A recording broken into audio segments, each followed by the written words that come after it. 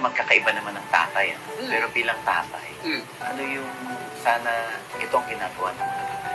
Ako naman bilang tatay, masasabi ko lamang, ang may kukwento ko ay experience ko. Kung may babalik ko lamang ang oras nung bata pang mga anak ko, nung mga 5-6 years old sila, tapos sa time na meron tayong morning show, kung may babalik ko lamang ang oras, I should have spent more time with them.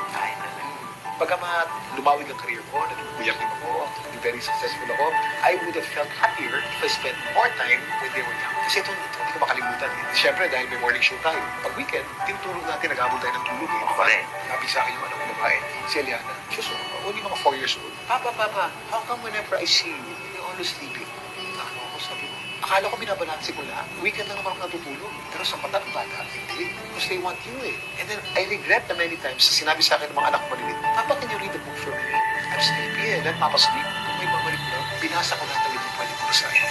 Ngayon, kahit basahan ko ng 21 anyos na eh. Kahit basahin ko, basahan ko ng libro yun. hindi na makikinig.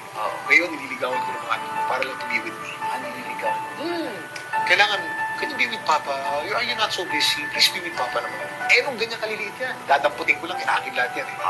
Kung may babalik ko lang. At yan ang regret ng napakaraming magulang. But again, life happens. And sabi nga nila, hindsight is always the best sight. Kung may babalik ko lang, ganun gagawin. But I have no regrets dahil lumaki na maayos ang mga anak ko at naging maayos ang career ko at marriage ko.